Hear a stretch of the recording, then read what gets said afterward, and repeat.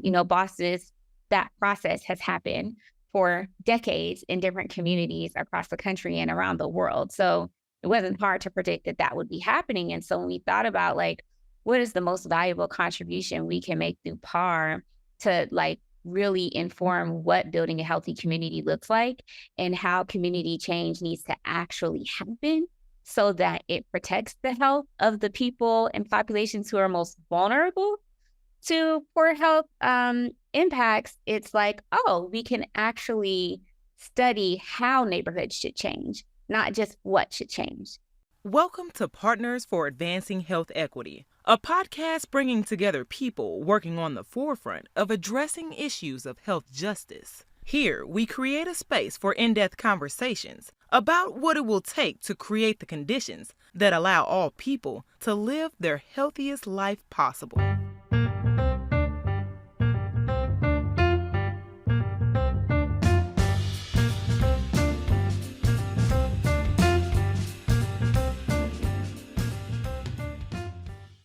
This is part 1 of 2 episodes discussing the Healthy Neighborhoods Study, where we speak to the team working on this multidisciplinary, multi-site participatory action research project, or PAR.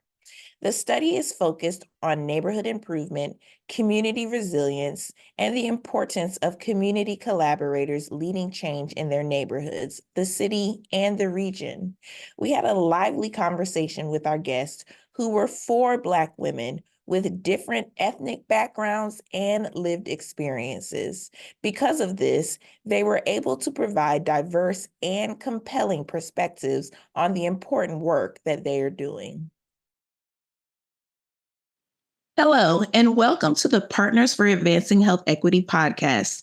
I'm your host, Karen Bell, Associate Director for Partners for Advancing Health Equity and Assistant Professor at Tulane University School of Public Health and Tropical Medicine. I'm excited today because we have several guests joining us. First, we have Dr. Patrice C. Williams, who is an Assistant Research Professor of Participatory Action Research and Provost Impact Fellow in the School of Public Policy and Urban Affairs at Northeastern University. Her work focuses on community-driven approaches to addressing health inequities and housing insecurity processes, from green space redevelopment, climate exposures, and climate adaptation and mitigation strategies. Hi, Patrice.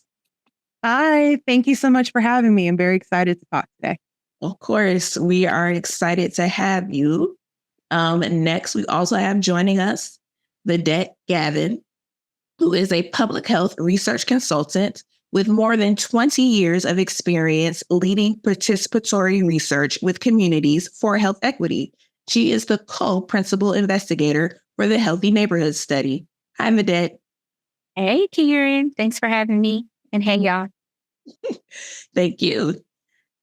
Third, we have Robyn Gibson, who is founder and principal of R.E.G Solutions and Mattapan resident researcher coordinator for the Healthy Neighborhood Study. Her work brings decision-making back to the community with a focus on amplifying resident voices around environmental justice, neighborhood development, and creating inclusive, sustainable spaces. Hi, Robyn. Hi, Karen. Thank you for having me join you. Yeah, thank you.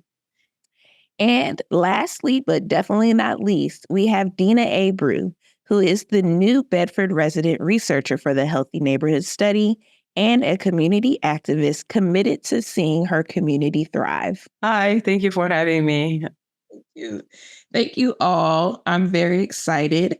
I'm excited for this conversation and for what everybody is going to learn, but also for what everybody can take with them from this conversation. So first, I'm going to start by asking you, Patrice, to share a little bit about this project, or really just introduce it. You actually started off as a health policy research scholar, which is a program by the Robert Wood Johnson Foundation.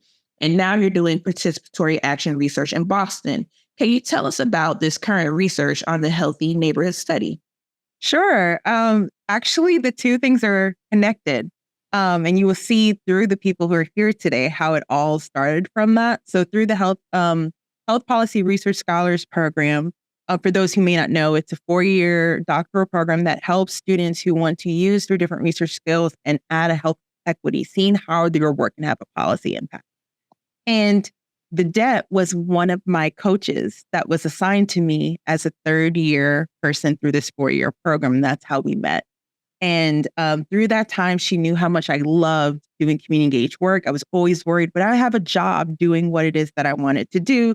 Lo and behold, she had strategic plans behind going on. And when I became a postdoc, she contacted me. She said, we have an opportunity for you to come work with us as a research scientist for the Healthy Neighborhood Study. Are you willing to move to Boston to work on this? And that's how I ended up here. So through that project, I ended up working on the Healthy Neighborhood Study, which is, we're going into our 8th year, if I'm not mistaken. It's a multi-site, multidisciplinary, participatory action research where it is driven completely by residents, and it's focusing on how is urban planning, decision-making is particularly started around transit-oriented research, or really urban development that's happening in communities. How is it impacting their health? And it's actually led by a consortium, which is the Healthy Neighborhoods Research Consortium, which includes 45 resident researchers, academic partners.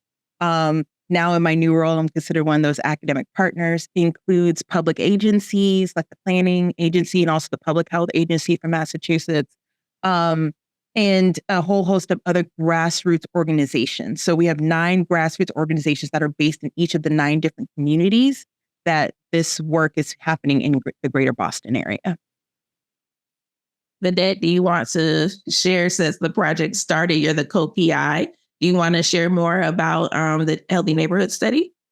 Sure. Yeah. So like Patrice said, I think I met her maybe year 4 into the journey of the study. But Dina and Robyn are here, who are OGs to the study, really helped to design it and shape it. And back in 2015, when we started, Boston and its historically Black neighborhoods in particular were facing a lot of investment, which sounds like a good thing. There was lots of planning around smart growth and transit-oriented development, and this real focus on if we can seize the moment, we can improve life expectancy, we can improve walkability, we can kind of do all of these things from a planning perspective.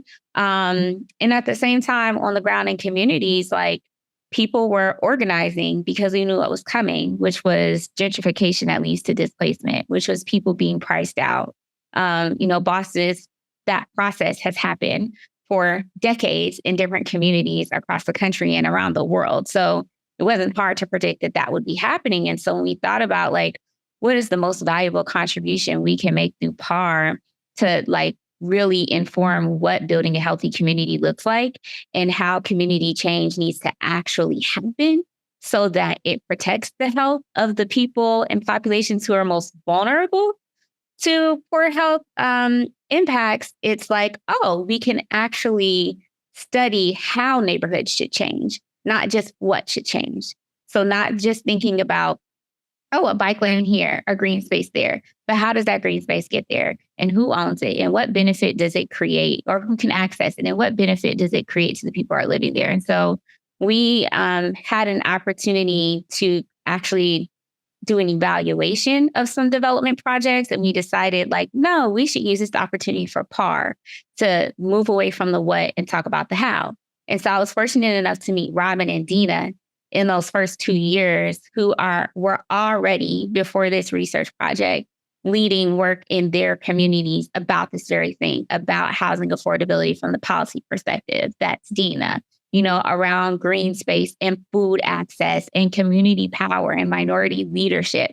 That's Robyn. So, and they're just examples of the powerful resident researchers and advocates who were already doing this work, who said, if we get a chance to drive the research agenda, these are the questions that we'll ask that are most useful to us. So that's what HNS is really about. It's taking the questions and the information that matter most to the frontline advocates who were already leading this work and using this research opportunity to fuel their advocacy and build their power. Vedette, you basically set me up to talk to Dina and Robyn. So I appreciate I felt that. Dina, can you just share with us, right, how you came to this work, what you were doing even before the Healthy Neighborhood Study, and then how it has extended into this project. And it was funny when she was speaking, I'm like, okay, this is a conversation, so we can carry that on. When 2015, when I was approached from one of my colleagues that we took the Southern Leadership South Coast class, she's like, Dina, you'll be perfect for this. I'm like, I have my professional job, how I'm going to do this. But as you mentioned, the community, and I'm someone that is very attached to my community. I love my community. I'm like, you know what? I'll use my sport time. So as I'm starting using my sport time, I met Vedette in the process. And if you meet Vedette, you'll be like, okay, I'm not leaving because I need to learn more from her. I need to pick her brain all the time. So I went with the flow. I knew there was a payment there, but my thing was like kind of labor of love because we live in a neighborhood that has been promised so much. And when I started that, I remember a lady told me, you look into this to have on your resume, and just you know that you guys come to our neighborhood and you promise a lot and you take off. I'm like, oh no, I'm not leaving. So I'm saying, so I'm not going to hear that from my neighbors. By saying that is, as Vedette, I could not say that better than Vedette. We see the neighborhoods that's trying to thrive, and they cannot. The system is settled already. The system is already the way it is. The resource is there, but for some of the community or some other people that have like especially language barrier, you don't find that on your language, and then you might search it, but you won't find it because you don't understand the lawyer's word that they have there. And per se, since I started 2015, I am planning to stay longer than I have here as long as this project is going on, because I'm not only learning, but I'm delivering that to my community. And that's my purpose.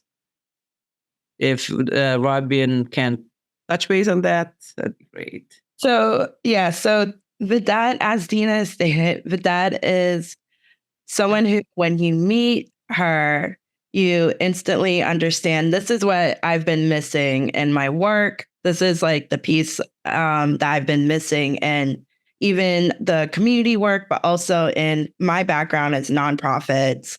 And doing that work, even before I met Vedette, I had struggled a lot with the whole dichotomy of a lot of outsiders coming in, because I was raised in a community in Mattapan that is predominantly Black and has had its challenges and obstacles because of low investment and being underserved and racism in our policies for decades.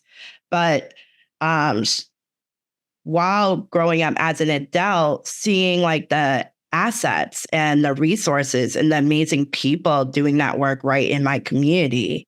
And I wanted to be able to continue to do that work and not do it in a way where it talks about our community as a deficit, but in a way that really empowers and gives agency to us, because growing up and having my neighbors, there are so many things that we want to do and things that we want to see in our community and neighborhood. So being able to come from there and then just hear about the study. I started in 2016.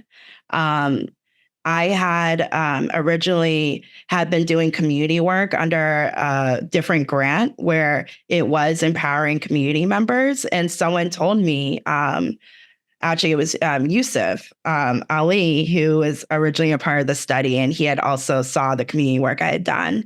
And he said, do you want to do more research around the green spaces, which is a lot of the work that I had been doing.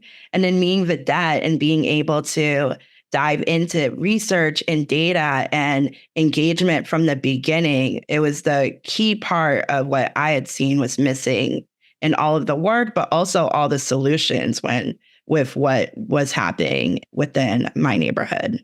And just to echo that, Robyn, as you say that, it makes me think that, I came from Cape Verde, Cabo Verde Islands, right? And I get here in America, and I educate myself to make sure I be connected so I can understand my kids in school. This is where my adult life is. So I need to learn it. And I got very connected. Learning what agents do is not they do they think, but they listen to us as a researcher. They ask us questions. What do you think your community need? What do you think we should put on this survey? What's the question should we go? So it's very important for us to know that anytime that you're implementing something, it's not about you. It's not about your organization. It's about people. It's about your community because you're doing that for people. So that makes us, okay, this is the project that I want to be. This is why I'm here. I might be sometimes, I know it's hard for you guys to say, Dina, fill up that doodle pool. Yeah, I know that. But it's our professional life. I'm like, I want to do this. It's my sport time, but I'm not going to give up. So that's why I'm here. And thank you for having us. Dina, I think you also highlight a really important thing, which is treating everyone as equal collaborators. A lot of academics that engage in this work, we already know there's this hierarchy, but they emphasize it. For us, we are always just like, even when we introduce ourselves, I purposely did not introduce myself as Dr. Patrice Williams. I'm Patrice.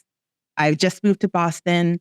I have these skills. How can I be useful in generating data for you guys or doing the analyses? It wasn't until later people actually learned all this other stuff, because I felt like that was not important. It's about relationship building. It's about we are equal, we're collaborators.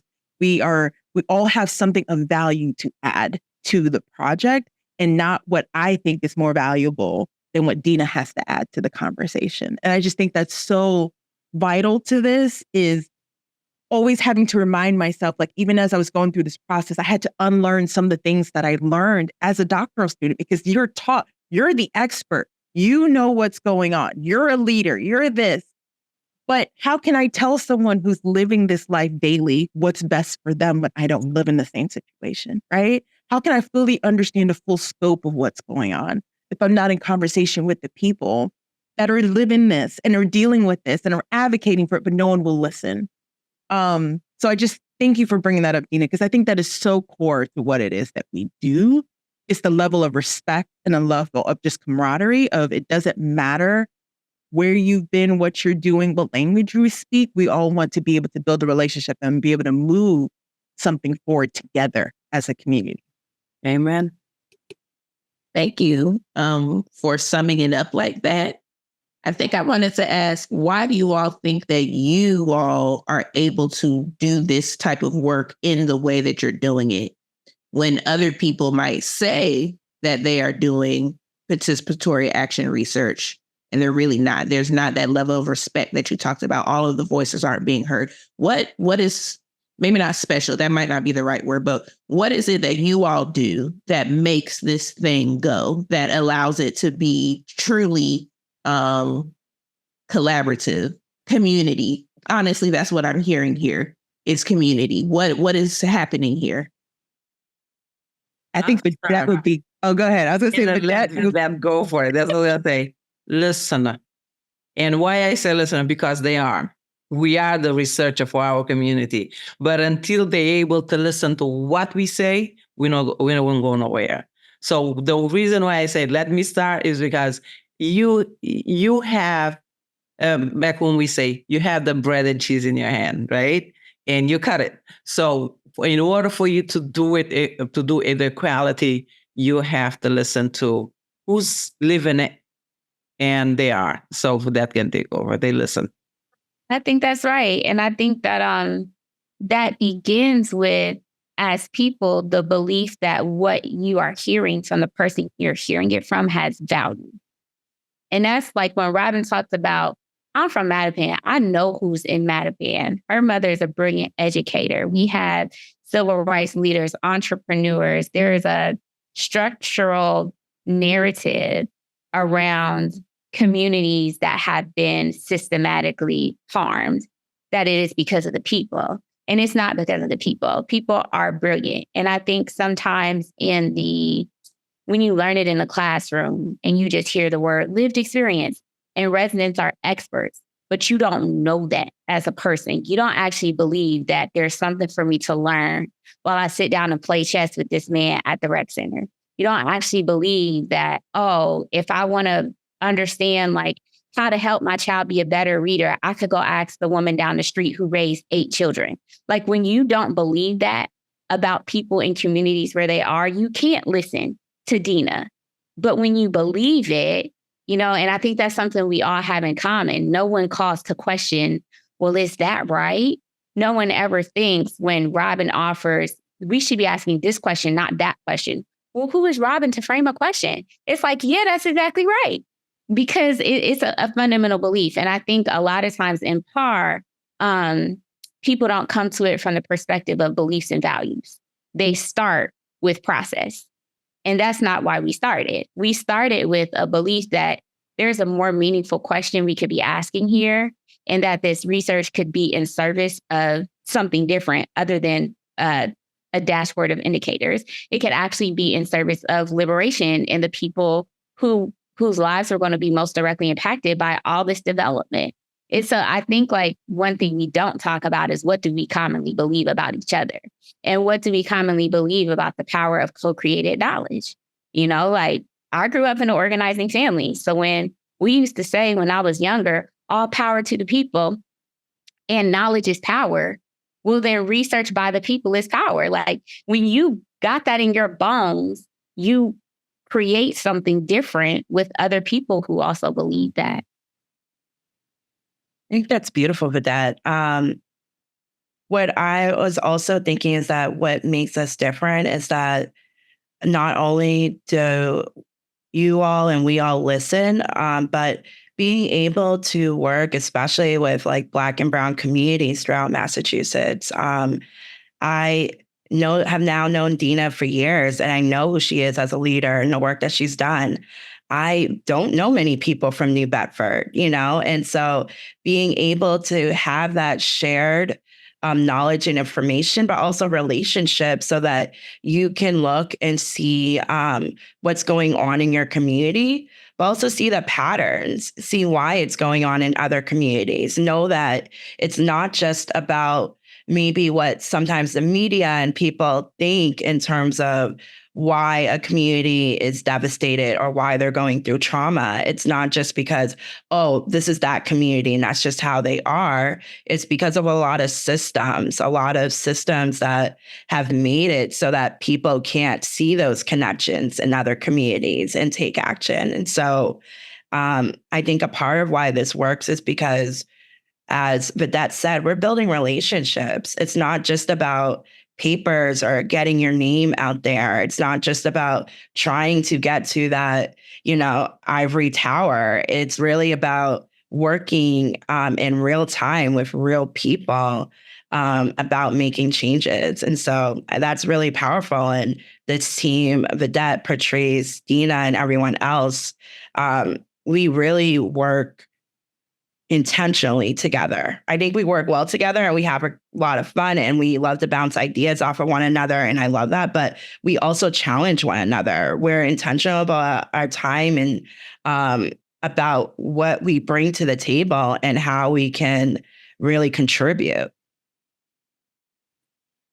I also want to add that we're a family. I know we're a community, but we're also a family.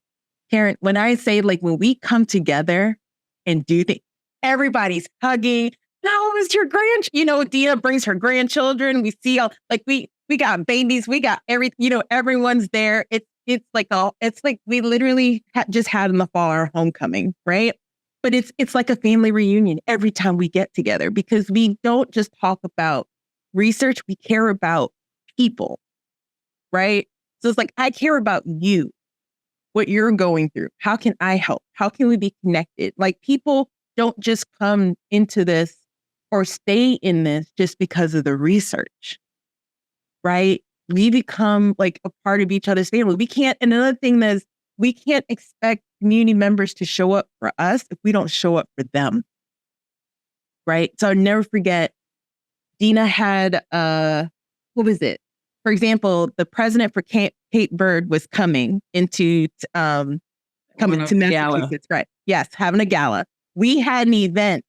We had a H&S event earlier that day and knew that Dina had to be at this event because she was help organizing it. She showed up. I think she showed up, or she showed up the night before or something like that. Was there for a few hours. But you know what we did? We then traveled that night to be there and support her at that gallery event because it was important to be there for her in this moment where we get to be a part of something that's important for her in her community, right? It's like we have to show up for each other. It's not this one-dimensional thing, right? And it was just amazing to be there, right? To see what are the opportunity would I see the president of Cape Verde, right? And it happened to be in Massachusetts. It was really cool. But that's another part. We are a family. And yes, like Vedette said, we fight too. We don't always just get along. Like Robyn said, we challenge each other, right? And understanding that we don't always get along. But it's even in those moments of tension, working through them intentionally to get to the other side and not just walking away because we're not getting along. Just to echo, right? You, Patricia and Vedette reach out to me and say, oh, there is this podcast. We would like you to be there. I'm like, my schedule is crazy, but I'm going to do my possible. And praying, of course, I'm a very spiritual person. Faith, I'm like, guess what? I might not be in New Bedford. And on Thursday, I'm going to be at work, not going to be able to do it. I'm home. It's happening. So this is like, I was like, the part of me was like scared to let them down. And they approached me. So what should I do? The first one, I took half of the day off. I'm like, okay, that's cool. So I'm going to make it. I'm going to be concentrated. This is just to let you know exactly what Patricia and Vedette and Robyn have said, just to reinforce. We are family. My kid's been there. My daughter, she's 15 now. She has a photo with Vedette that she was like this little. Now I have grandkids. It's a family relationship that we have because we know, they said, we disagree to agree because not everyone have the same experience. Not everyone have the same lead. I'm not a doctor. I don't have a doctorate degree. I don't have a master's degree, but I'm learning from a doctor's degrees and a master's degree people, right? So I'm there, I'm connected, and we deliver the same message to our community. We see the same problem that all the gateway cities, especially gateway city around here are suffering. And I'll say one more thing operationally because of who's tuning into this podcast.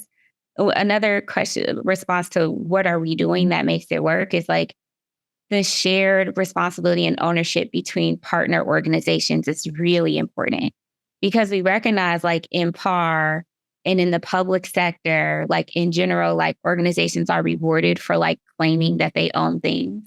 This belongs to, it's whoever's study, it's CLF study, it's MIT study. You see people write things like our resident partners. Who is our? You don't possess people, right? And so one thing that's really important that we did very early on in the study was like the reason we switched from community advisory board, which is what the original grant that funded me to even be hired to start this project said we were going to have an advisory board for research. And the reason we switched to a consortium is because consortium partners have shared ownership of and responsibility for a research agenda, right? So there are 9 community-based organizations who have shared ownership of and responsibility for a research agenda. All the resident researchers who are working within those organizations are co-investigators. There are 3 academic partners who work with those 9 partners and those resident researchers to have shared ownership of and responsibility for a research agenda, right? And so operationally, this means like our grant agreements, our subawards, give different partners control. There's checks and balances. There is not one organization who can say, we're going to change H&S's budget to be this. Or when one organization says, for example, if we get a research grant in through MIT, academic institutions have a way higher overhead rate, right? So the consortium may decide, well, because we want this project to really be focused on turning dollars in communities, we want this other organization to be the lead applicant for that grant so that we're not giving away 59% in overhead, right? People in the consortium having partners operationally with different structures, we work together to get around our own bureaucracy, around our budget limitations, around things like who can be the grants where they won't allow a resident to be named as a co-investigator, stuff like that, right? We use our organizational strengths to get around some of these things. We even had to shift to an external IRB because an academic IRB would not allow residents to be co-investigators sometimes, right? So there are things that we have to do that enable this type of shared leadership, family, ownership, camaraderie, even like choosing to meet.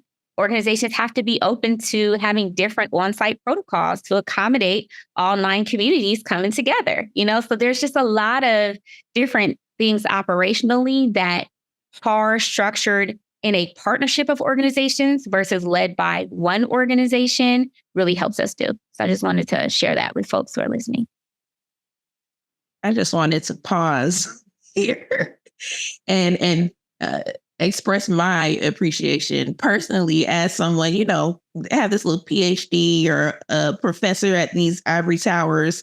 But what you all are describing is what is really required for the changes that some of these public health, healthcare organizations give lip service to.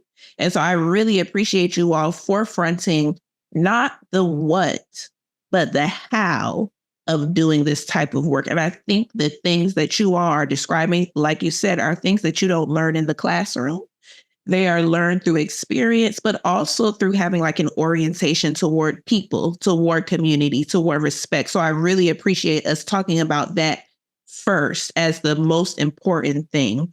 But I did want to ask a little bit about the what, about the Healthy Neighborhood Study. While we were preparing for this, you all talked about naming the player, naming the game. And I know that's one of the core parts of what you all are doing. So if anyone could explain that area and just sort of tell us what the Healthy Neighborhood Study is doing even right now.